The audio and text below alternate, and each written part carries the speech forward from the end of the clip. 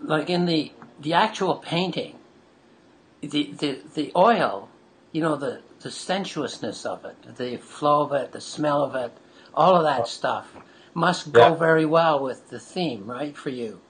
Yeah, no, Really like I that. actually have a couple students that I'm working with, and I say, like, you're taking the consistency of butter and you're turning it to the consistency of yogurt and then putting that onto a canvas.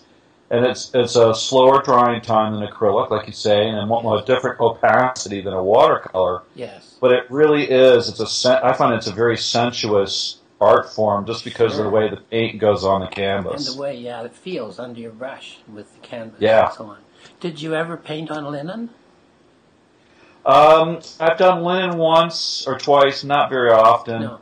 And then the encaustic painting with the hot wax pigment onto wood is another, it's a different type of feel, much faster.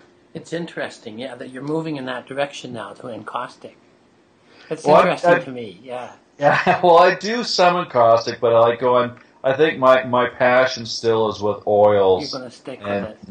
Yeah, that's just where my heart is. Yeah, so it's interesting to think about how the media can lead you to a theme, or vice versa. The theme that you want to do can lead you to the media that you want to express it in, right? That's yeah. So it would seem more like that's what happened for you.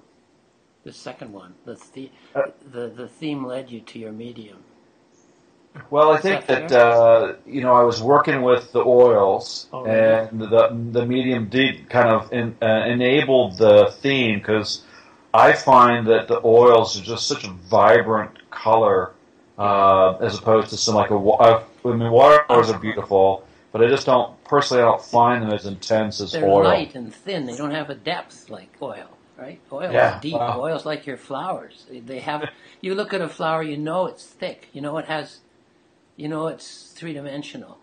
And oil, to me, gives you some of that. I don't know whether you'd agree with that. It gives you some of that feeling of that's true. And it goes back to my, when I was younger, and I did the sculpture growing up, and I really liked that three-dimensional feel. And so that's one of the things I'm trying to recreate when I'm doing my art now, is really want to have that sense of three dimensions. So when I'm looking for a subject matter, I'm really looking for interaction of light with the subject matter as well, because I find the light and the darkness is what really enables that sense of three dimension. That's wonderful. That's really a sculptural idea, isn't it? The way the light falls and makes the form.